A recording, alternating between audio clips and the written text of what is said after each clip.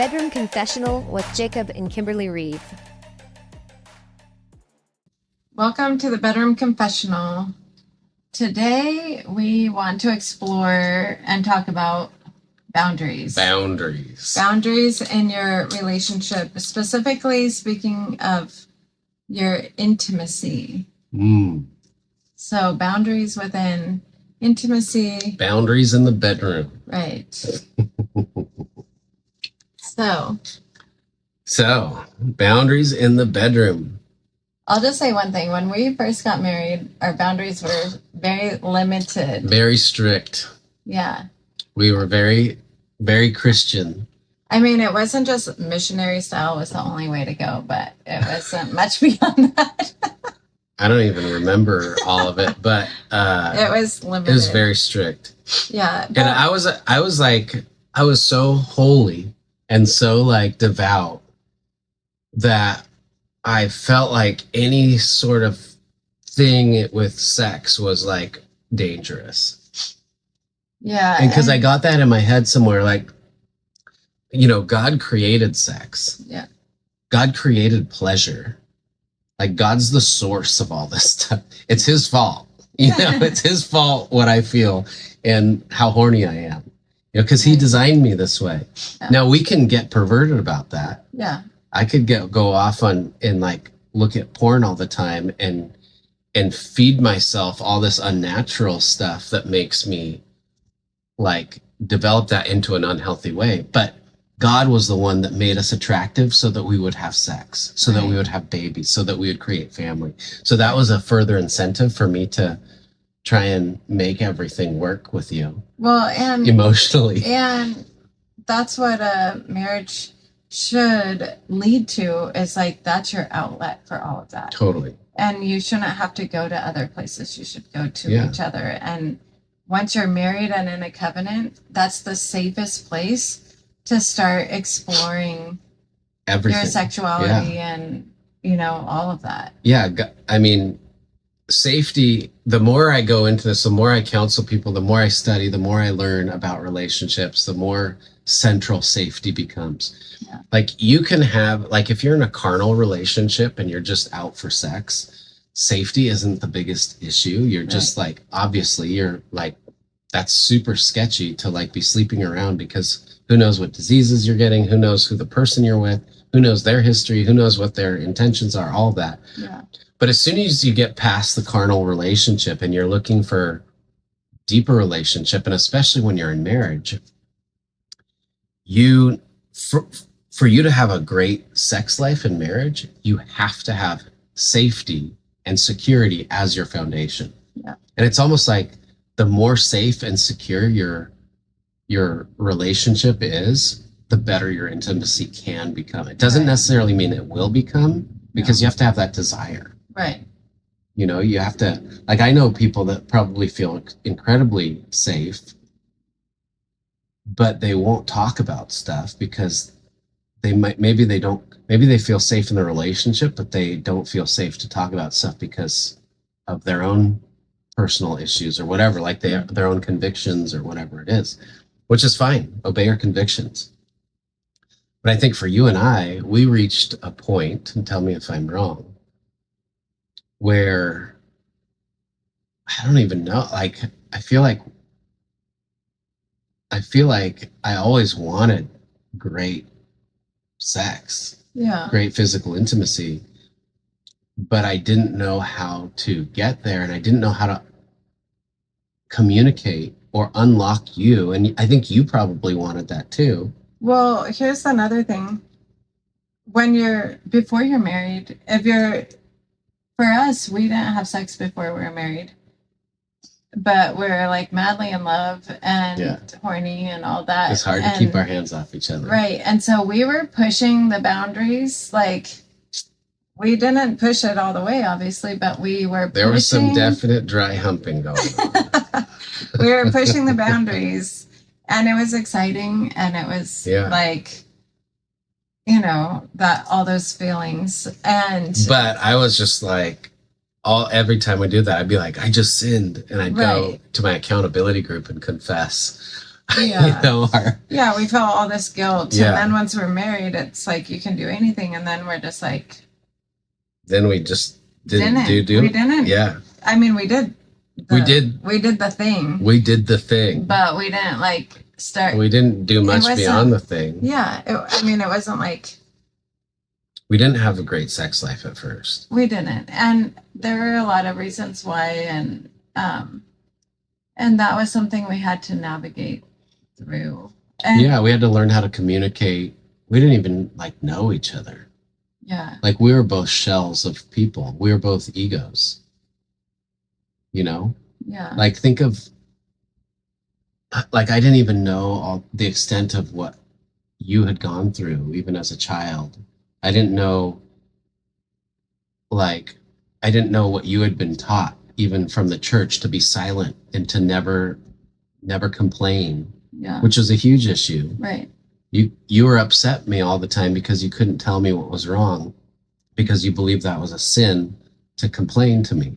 Yeah, I was just supposed to pray that God would change his. Meanwhile, she's all angry at me all the time, and I'm just like, "Whoa, who's this girl I married?" She became so angry, and I'm like always saying something's wrong. No, I'm fine. Well, there were a lot of things wrong. There's a lot of things I had wrong. A lot of complaints. But you weren't ever telling me. Yeah. Because you didn't know how to communicate that stuff. But even if I did communicate it, I don't know. Oh yeah, I was pretty incapable. But like, listen, there were things that I communicated. If you're married, this is a great. Listen, if you're a woman and you're married to an incapable man right now, there's still hope, right? Yeah, it's true. I mean, it was years of. It was so many years. And if you're a dude and you're married to a woman that's angry at you, but you have no idea why, and you can feel her frustration and her anger, but she's not communicating, there's still hope for you. Right. We're a testimony of that. Our relationship in the beginning was terrible. We were married and we loved each other. We loved each other and we covenanted to each other. So we weren't. That was our superpower, was the covenant. We were not going to leave, but we were a bit miserable a lot of the time. A bit miserable. And like, I just had these expectations of what a husband was and would do, and Jacob had zero clue about that. It wasn't like he was not doing it on purpose. It was just he was completely clueless. And so like the trash, could I bring that up? Yeah. Okay. Because I take out the trash now. But it was like 25 years. 25 years of me taking out the trash. I did not notice when the trash was full unless she asked me, I would take it out. Yeah, but even then it was like, if I'd say something like, you never take out the trash, I don't even know. I don't know. You have to tell me. You have to tell me to take out the trash. And I didn't want to have to tell him to take out the trash. I wanted him to. It only took me, in my defense, it only took 25 years. So there's hope. You can make it past 25 years. No, but really, we both went through radical transformations. Yeah. And Jacob changed radically, and I changed radically in ways that benefited our relationship. But it was because we stuck it out together. Yeah. And the covenant worked. It did. The covenant produced the fruit that a covenant is supposed to produce. If our fear kicked in and we just let fear rule, we would have been divorced a long time ago. Thank God. Yeah. But we didn't let that happen, and we did have to struggle through a lot. But we're talking about boundaries. Yeah, that's okay. This is a great. Okay. This is a podcast about boundaries, and we started it by talking about how when we were first married, our boundaries were really small. Like this in our sex life. But I feel like when we're like engaged and stuff, our boundaries are like. Yeah, when we were engaged, I was shocked at her boundaries. She had no boundaries. What?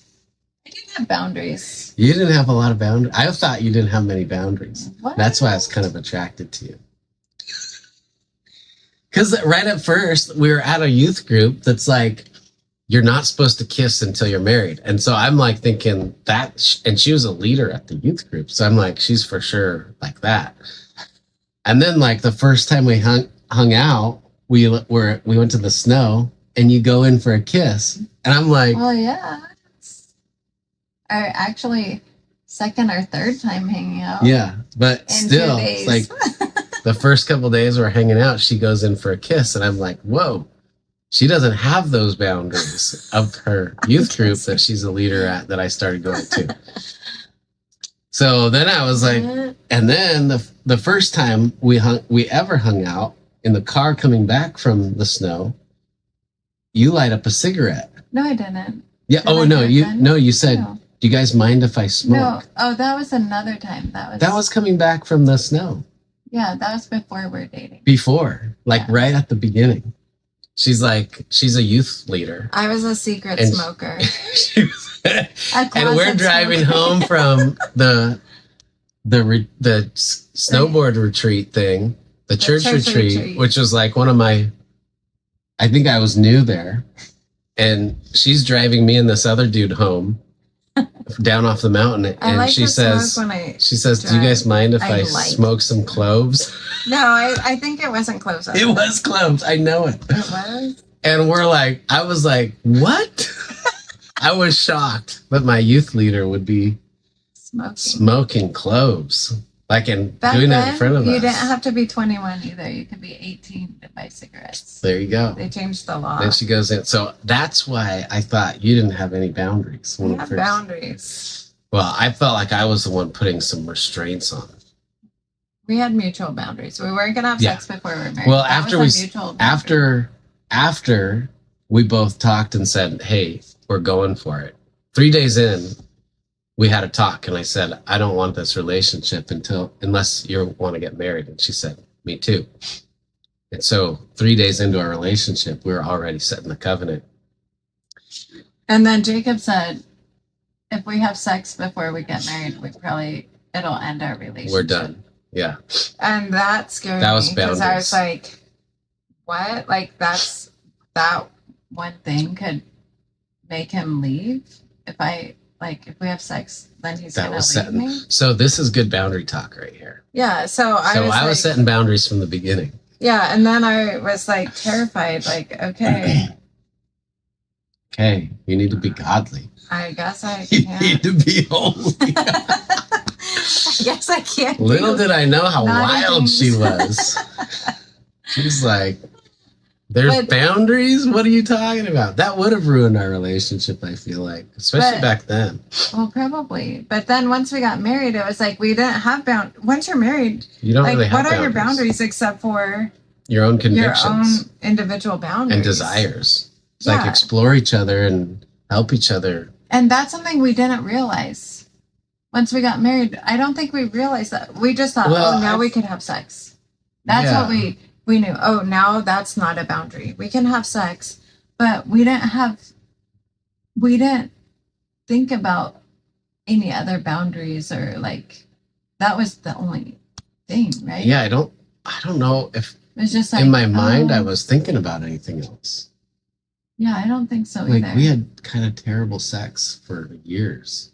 Like looking back at the time, I think I was more than satisfied. It was regular. We had regular sex, but it was like compared to now.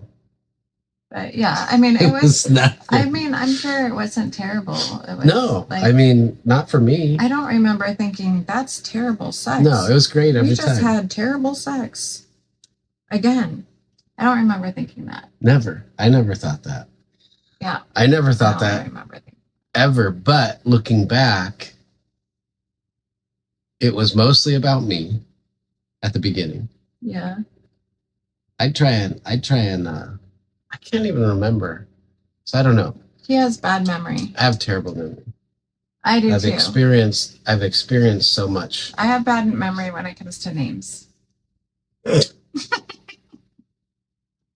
So don't get offended if she meets and doesn't remember every offense. She remembers offenses like perfection. She can remember something that I did 30 years ago to the T and exactly what she was wearing when I made that offense. She always knows what she was wearing when I offended her.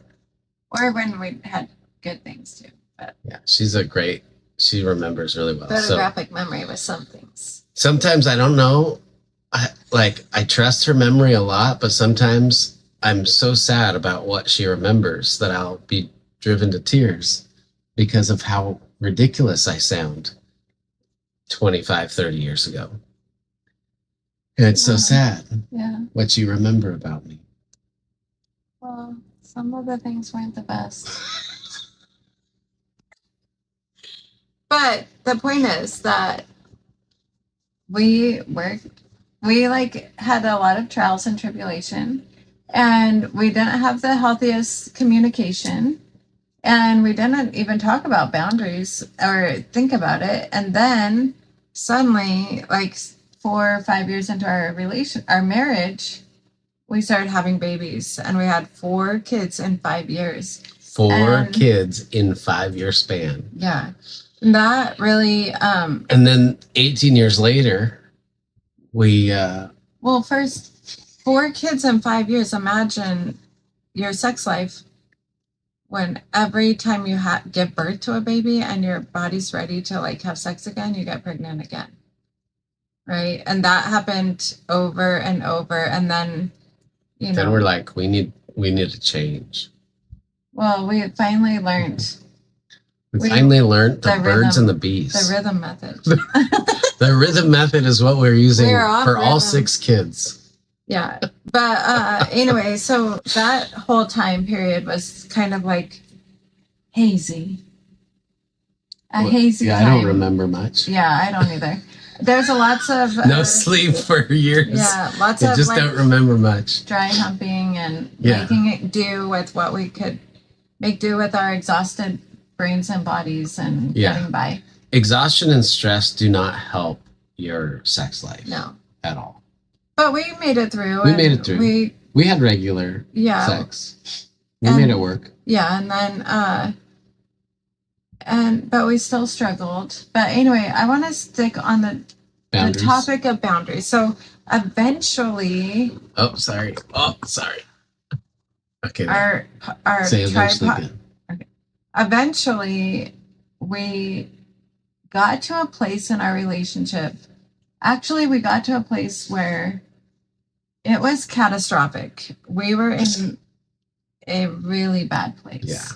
And our relationship... We got to the very bottom. We did. And there came a point when I was like, personally, I thought,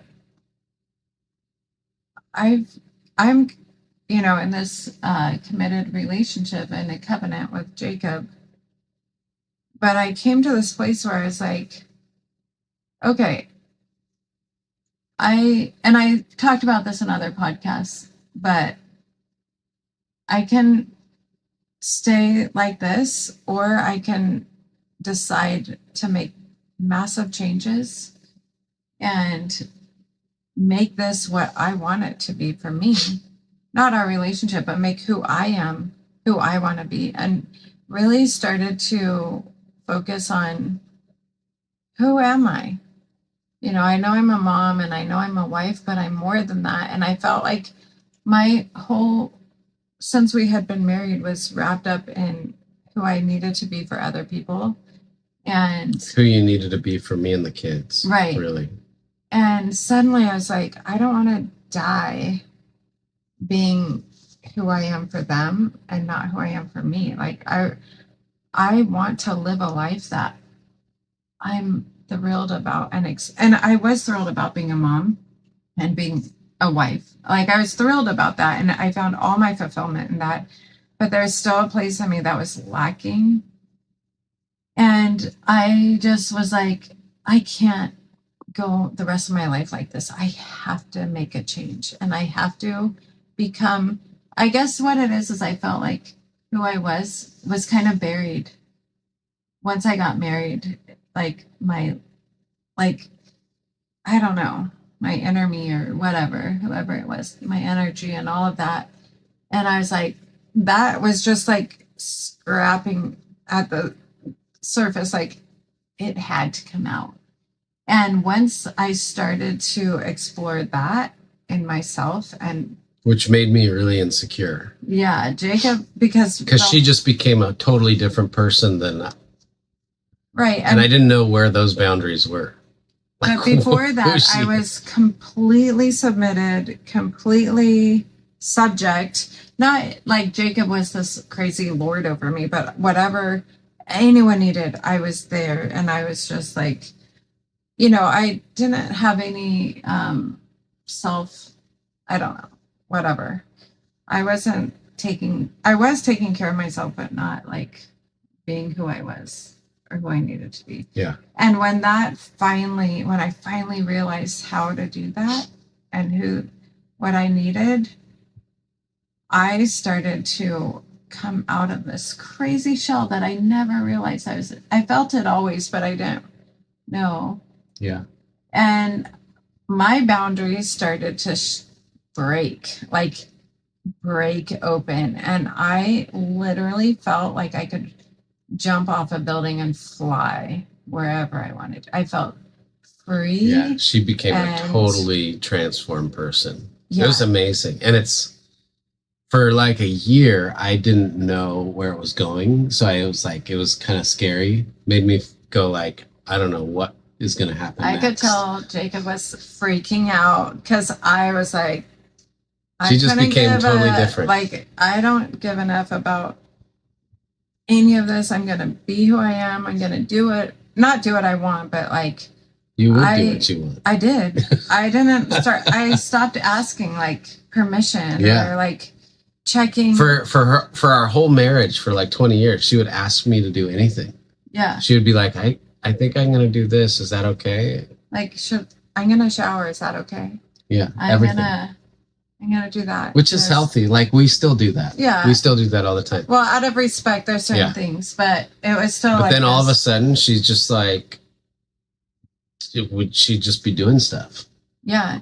And it just brought me this, I was like, she's like, I could do whatever I want, whenever I want. I could be whoever I want. I'm alive. I'm not controlled by anything. I'm free. Yeah. And that was really a struggle for Jacob for years, and our relationship. For a little bit. It wasn't that long. I think we just needed to communicate. Yeah. But it was like several really hard conversations that we had to have.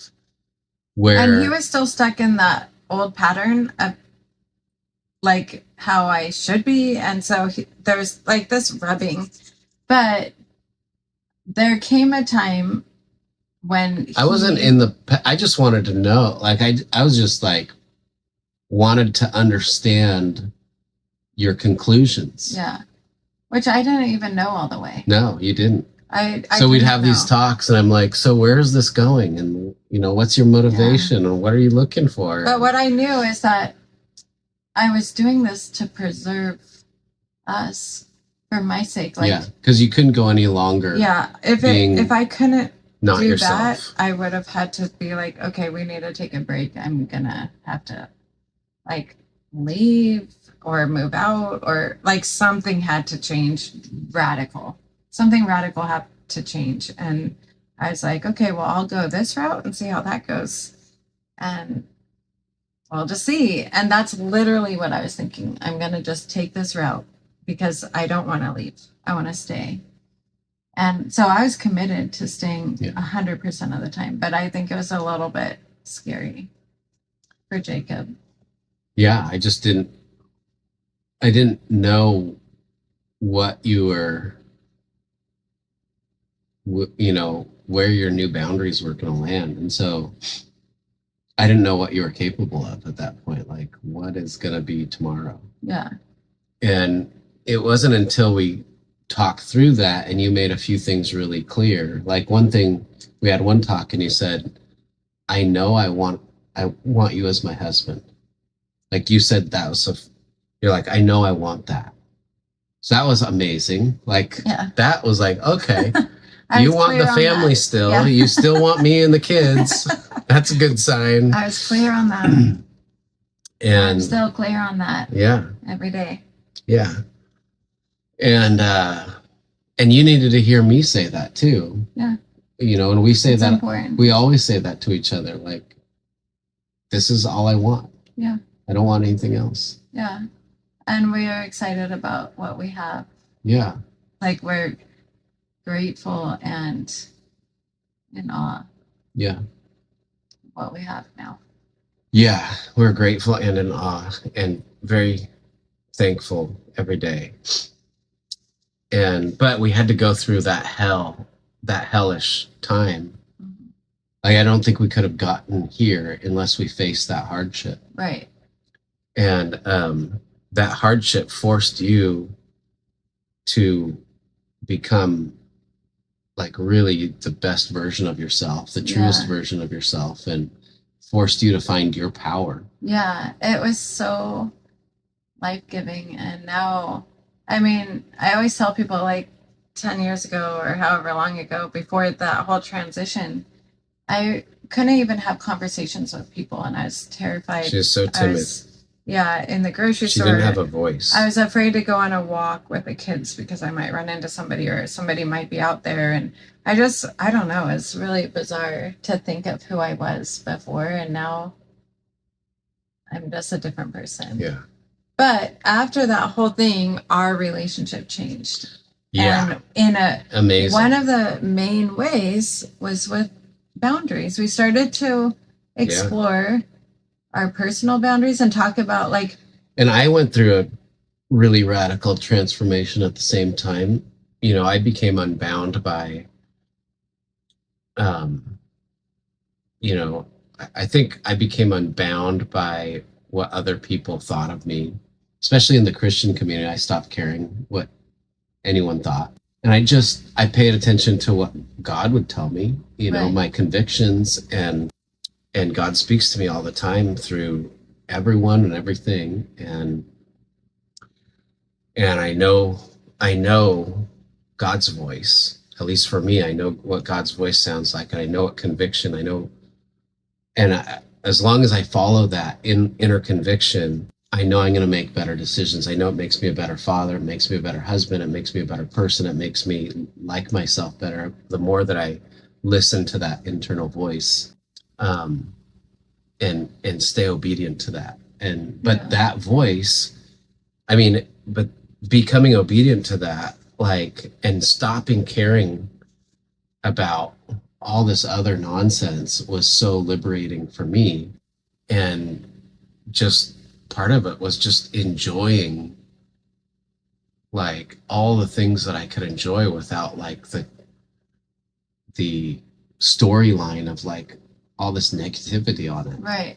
It's our freedom. Yeah. We started to realize we had all this freedom. It's so much in our freedom. Marriage. As a married couple, we had as much freedom as we wanted to give ourselves in our relationship. Yeah. And then we're like, well, what is that? What is that freedom? Yeah. And we started talking about like, but wait, before we could even get to the boundaries, we started unlocking. So going through that whole season forced us to have really challenging conversations, conversations that were terrifying, where we didn't know if at the end of this conversation we were going to be together or not, you know, like we were having like several of these where it's like, how are we going to manage all this? And how, you know, what's going to be, we don't know the outcome, but here's what I need. And here's what I feel. Here's the direction I want to go. Are we still on the same page? And going through those conversations created a level of safety. So there's like the initial conversations, which created the safety. Like we became convinced. One of the first sets of conversations was, do you really want me? Do I want you?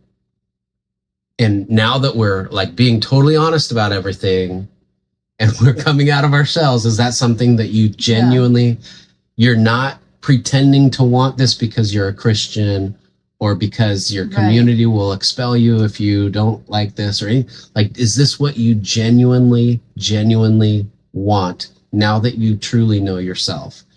And the answer is yes. Yeah, that's an emphatic yes. We absolutely want this. That was a really critical point. And then once we knew that, it was like, okay, you want me, and that's by far your number one choice, and I want you by far my number one choice. And I think one of the things that triggered was like, okay, now I also want for me everything that I want. Yeah. And you want everything you want.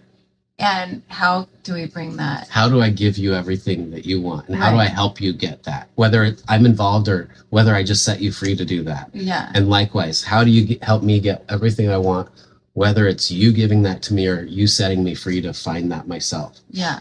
And that's scary, but that's also, that's what real love is. It's like, I want you to, like, whatever's best for you. Like, that's what I absolutely want. And if it doesn't include me, it might hurt, but I still want that for you. Yeah. And coming to those conversations, incredible. And getting through those conversations, scary. Painful. So painful and scary. But once we got through that and discovered those things about each other, it was kind of like we were like this, but then we realized we're individuals and we kind of like, we didn't part because we're committed, but we're like, how individual are we? But we realized, okay, we need to let the individual kind of. We had been so together for so long, it was like we never let our individuality breathe. And it wasn't healthy. It wasn't. It was so unhealthy. Like, even though we were one. I think it can be healthy. Covenanted, but we're one now. We're covenanted now. But we have our individual selves that is whole. Yeah. And before that, we didn't have our whole individual selves as one. So we're like broken as one. And now we have freedom in ourselves and we're wholly committed to each other. And it's so much different. Yeah. And so that process brought us to a place that we could begin actually having conversations about everything else. Right. And that's where we get into physical intimacy, to sex. And we started having conversations about sex that before those hard conversations would have probably felt really risky. Yeah, we would have felt like unsafe. And like, what? You want to explore that? Like, I can't. How did you develop this? This has nothing to do with me. Yeah, why would you want? What are you thinking, or what are you watching, or what is going on with you? Yeah. Or whatever. How are you getting this influence? Like, where did you get this? Yeah. And so because we had the foundation of our union and like that we want each other and we want to experience, like, us opening up about our desires is like, we want you to help me fulfill this if possible. And if you can't help me fulfill this, that's fine. Maybe I'm not supposed to experience this. Right. Because we're married. But let's decide that together. Yeah. And now you've become vulnerable to me and I become vulnerable to you about desires or thoughts or boundaries. Like, what are the boundaries? And then we're starting to discuss real boundaries, like boundaries about watching porn, or boundaries about flirting with other people, or like interactions with the opposite sex, or boundaries about what we do in the bedroom, or boundaries about everything became something that we could talk about. Even before that whole time period, we were really protective about our conversation with the opposite sex. Like, we had this deal, like, we wouldn't ever be alone with the opposite sex. We wouldn't, like, if one of us was talking to somebody of the opposite sex, it was like, it was nervous. It was like really insecurity, scared. Like, yeah, what does that mean? That doesn't feel safe. But now there's total trust. Yeah, now we have trust, and it doesn't mean we don't have, like, if I see you talking to some handsome dude, I still notice, and I'm still going like, and same with me. If I'm talking to some pretty girls or whatever, you're like, huh, okay. Yeah. Like, I see what you're over there talking to those pretty girls. Is what's going on with that? Yeah, we just had a conversation about that, and I was like, well, and just. Yeah, you're like, would you like if I had those types of conversations with a dude? I'm like, I don't know if I would. You got me, I think, on that. But it's not like a place of fighting or anything. No. It's just like, it's not in, because we trust each other. Yeah, we know that by a million miles, we're each other's choice. Yeah. Like, I don't want anything else. No, I would never want to risk what we have for anyone else. I would never want to. But even I would never want to hurt you. Me going to the gym and being at the gym like multiple days a week. One of the things, this is ridiculous, but when she's going through her transformation, one day she comes home, she's like, hey, I took a job at MMA. It didn't go exactly. Not exactly like that, but basically that's what I heard. Hey, I decided to take a job at an MMA gym. Like, it was a little bit different. Like, what? You're gonna just take this job and you just decided. A little different. I mean, our kids were going there and there's a relationship there. I knew people there. And the owner came to our house and asked Jacob and me about me coming on and working there. Then instead of asking me what, my permission or whatever, which is very rare. Well, we were both in the room and we were both being asked. But but it came before that. Hey, I think I'm gonna. That was the first time I was asked. I know, but I volunteered for 3 weeks before that. Okay, well. That I agreed to by myself. Yeah. To volunteer. And then she started training and sparring with the dudes. And women. It wasn't just dudes. But for her, which they had geese and everything. I wasn't like second guessing that because I would train there sometimes too. That's normal. And I would spar with whatever girls. They would put us all together. Yeah. I wasn't super concerned with that, but it was still like from who she was to she's now training MMA with a bunch of people. And I didn't have the amount of time that she had. So she was in there all the time. And she's just wrestling with all these guys and girls, mostly guys. In his imagination. No, in real life. It wasn't my imagination. She was actually doing this. Most of the time I was sitting behind a desk doing the secretary jobs. Yeah, but she's also taking the classes, sparring with everyone. So that was another another test of my security. Like, how secure do I feel with Kimberly? And, and that, I think we had to work through some stuff there. And she had to give up a few things. Mm-hmm. She felt like she did. I didn't make her give up anything, but she's like, okay, this is affecting Jacob. So she pulled back a little bit and started sparring with just the women. And I just felt like some of it was a little bit inappropriate, So she respected that. Mm-hmm. And that was a sacrifice for her because she was super into training all the time. And I appreciate that. But I also have told her since then on several times that I feel totally fine with her engaging that again if she wanted to, but we're so busy now that's not the season anymore. But anyway, we're long-windedly getting to the point of boundaries.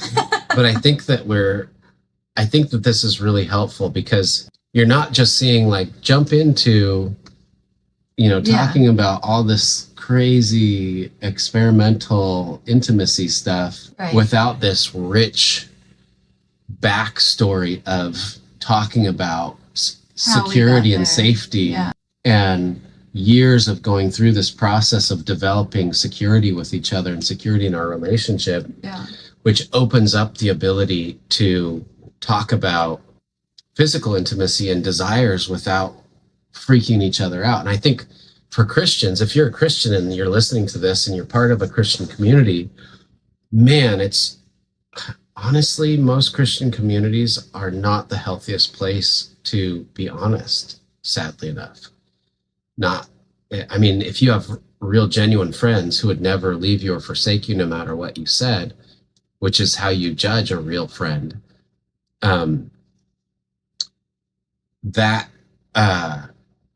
you're in a good place and you could talk to them about, real things. But in a lot of Christian communities, in our experience at least, and I don't like saying this, because it shouldn't be this way. But if you were honest about really what you were thinking and wanting and even doing in private, you would get kicked out, or you would be shunned, or you would be talked about behind your back, or there'd be gossip, or there'd be exaggeration, or there'd be all kinds of problems. And the fact is, most Christians are doing all this stuff. And the way that I know is because of just statistics. It's like 50% are getting married. Are getting divorced. 70%, statistically, there's been a handful of studies gone out.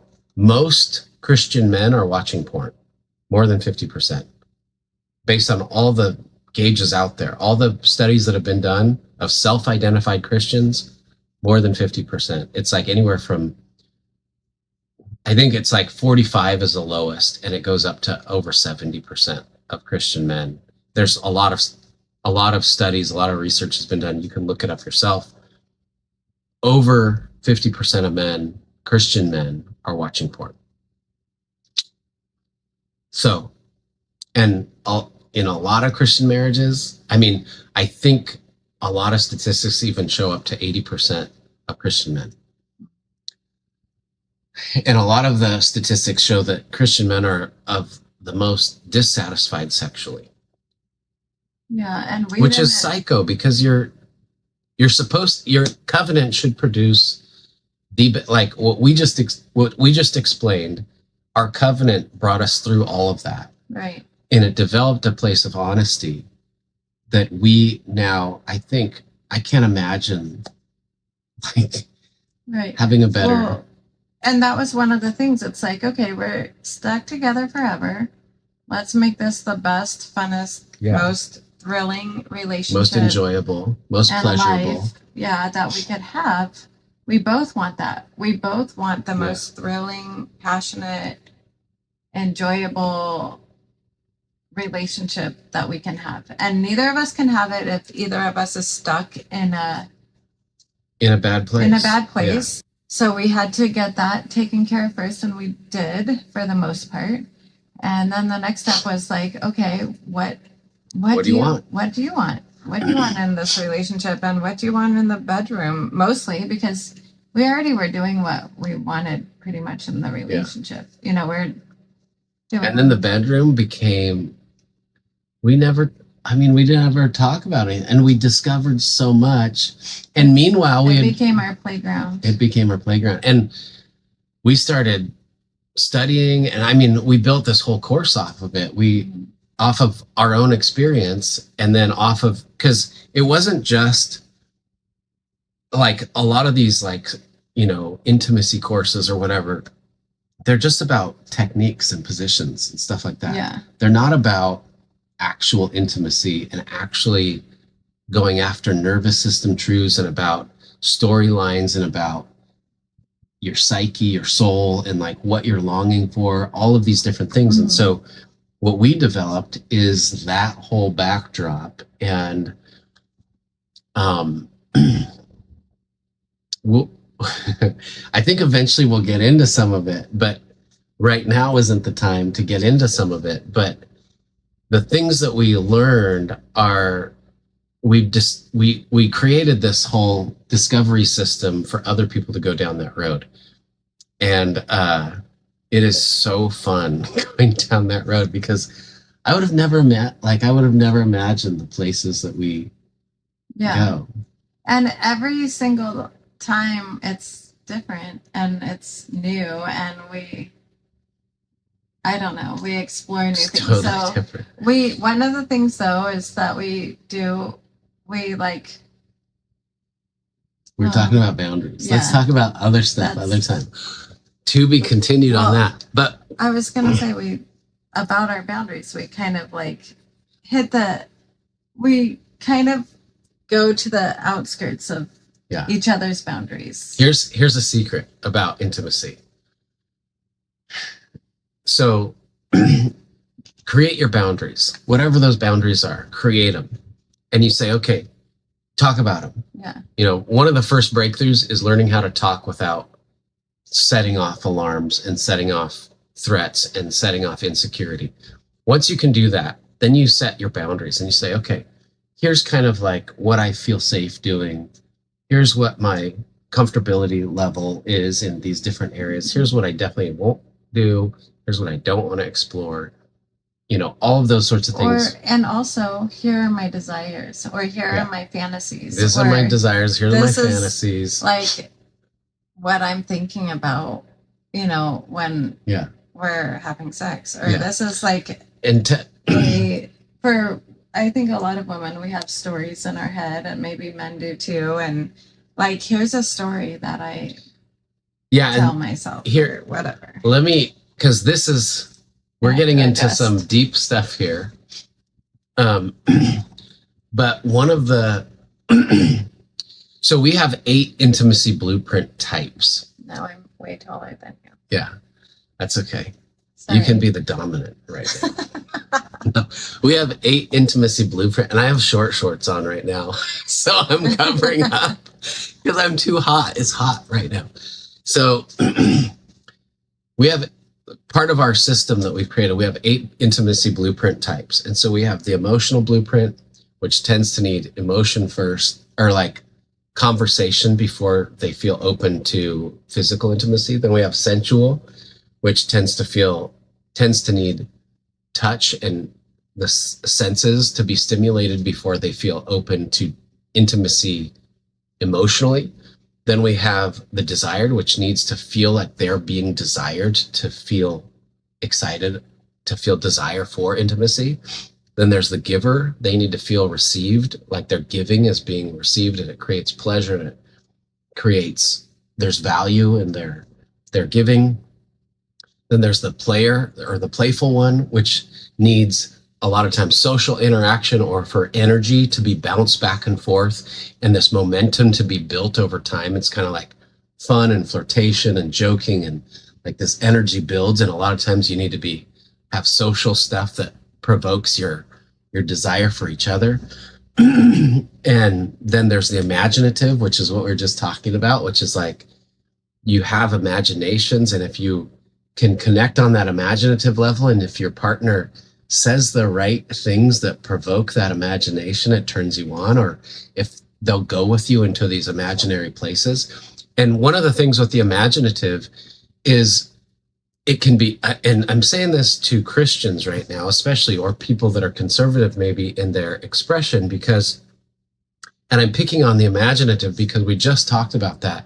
And that can be threatening because when your partner, say your partner has some imagination that turns them on, that doesn't necessarily mean that they want to actually go do that thing. In fact, it might mean that they don't want to do that thing, but yet they're turned on by that thing, and they want to go into that world in their imagination so that they don't ever have to in person, in the real life. And so they want you as their spouse to go there with them so that they can release that onto you, instead of them thinking about that in some other context without you. And so that's an important, like, that's a big breakthrough right there in understanding. Each one of these has breakthroughs like that. There's the archetypical, which is the 7th, and then the holy blueprint, which is the 8th. And the holy blueprint is for people who are only, you know, and all of these, you can be like 4 of these altogether, 3 of them. Usually we have like around 2 or 3 dominant ones. And you really identify with a few of them. So anyway, when she's talking about, you know, going through fantasies or sharing those things with each other, again, I'm interested in trying to help you create safety and security out of that. And that's why I'm sharing with you. Them being vulnerable and sharing these things is for them to say, hey, I want to do this with you. I don't want to do this outside. Right. So you can feel secure in the fact that they're sharing this with you, because them doing that is them inviting you into this thing so you could be the fulfillment of that, or you can help them with the fulfillment of that. And I need to say something else since we're on this bunny trail, because the imaginative blueprint, a lot of times when you have the imaginative blueprint, the people that have the imaginative blueprint, a lot of them have experienced trauma, especially trauma sexually. And part of them going through this, getting this stuck in their mind of this fantasy or this scenario in their mind that turns them on, is part of them working out the trauma with a safe person, with you. And you can really help them bring that, maybe it's a perversion or something like that, into a healthy place. You can, if you're a believer, you can help them bring that to God, even through having sex with you and bringing healing to that area. So that's a complicated one. Sometimes it can be the imaginative, or you can just be imaginative. You like to dress up or whatever it is. But a lot of times it's linked to it can be linked to traumas and stuff like that. Right. But if you want to know more about all of this, if you want to join our, I didn't know we were going to go into this, but if you want to go through this entire course that we've created and take these assessments that show you your blueprints, and then further, it goes really deep into a lot of these areas, you can do that through our website. But we were talking about boundaries, and I want to finish because this is going really long. Right. Do you want to share anything? Well, I had something, but it escaped my brain when I was yawning. I think I yawned it right out. But I think that what I want to say is that your sex life can be so awesome. It can be like dream it up how amazing you want it to be when you've gone through these things and you both are solid and you have that communication and that safety. Then that's the beauty of a covenant and being in that safe relationship with somebody. That's what we've made our relationship and our sex life is like a playground, and we have fun, and we're like, I don't know, teenagers again, whenever we want to be, it seems like. I mean, sometimes one of the buzzkills is stress and just workload. Like sometimes we have a ridiculous workload, so we're like, there's no chance. If we've had an insane workload or whatever, and we're exhausted, it's like, okay, good night. But if we don't have that, we could spend an entire day, entire night. Well, not here, but on vacation. On vacation. Here, though, we'll do. We have distractions. During the day. Not an entire day. Not an entire day. Not here. No. But we can go there. It's just we have things that keep us distracted. So here we kind of have to stay up at night if we want to go long. Yeah. But my point is, now we've made it so that our sex life is anything we want it to be. It's the best that it could be. It's there's no boundaries to it. Yeah. I mean, we have boundaries. We have boundaries, but there's no limit to what we can explore after conversation. Yeah. And we have our boundaries. We definitely have our boundaries.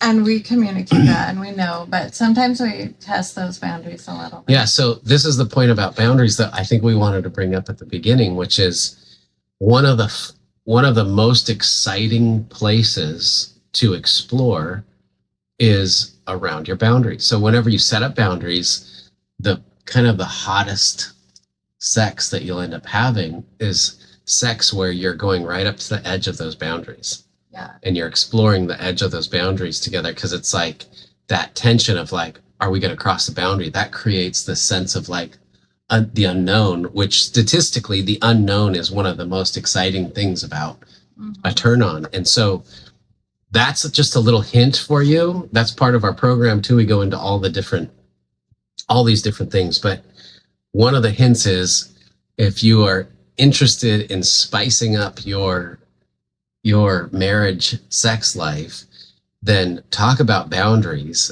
and then maybe decide a boundary to, and you could either not decide it, you could just do it without coming to agreement, or if you feel nervous about that, agree on one or two of them to test. Yeah. And then try it out. It's and fun. then talk about it.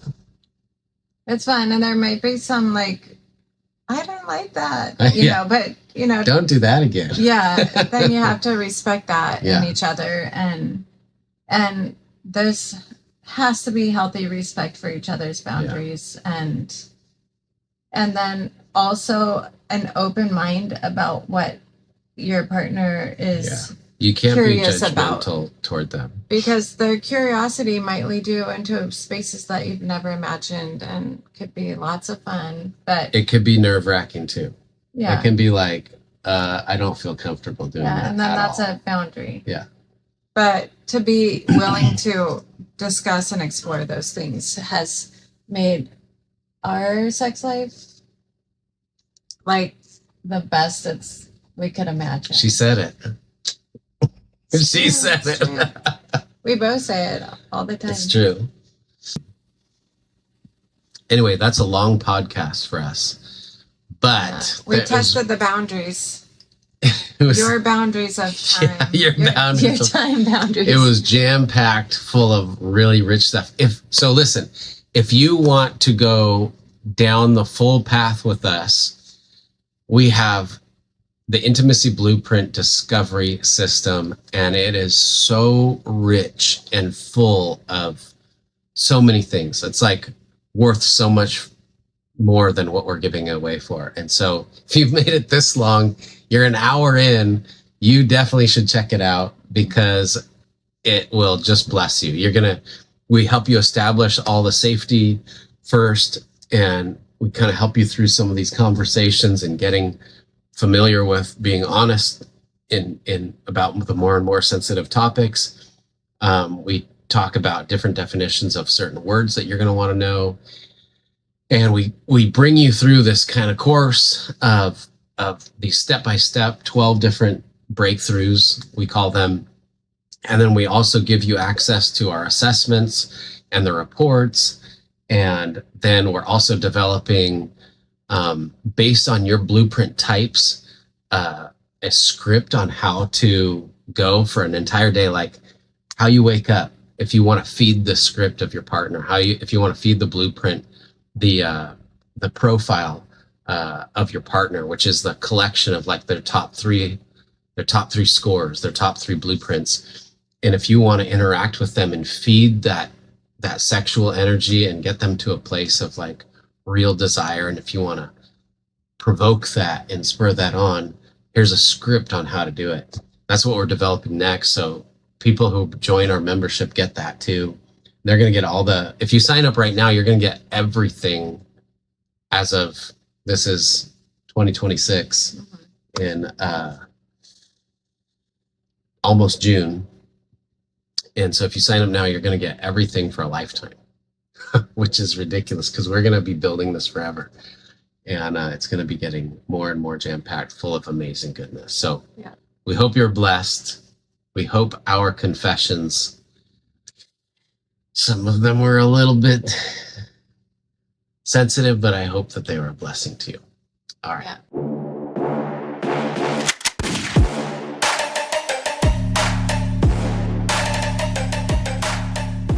The Bedroom Confessional with Jacob and Kimberly Reeve.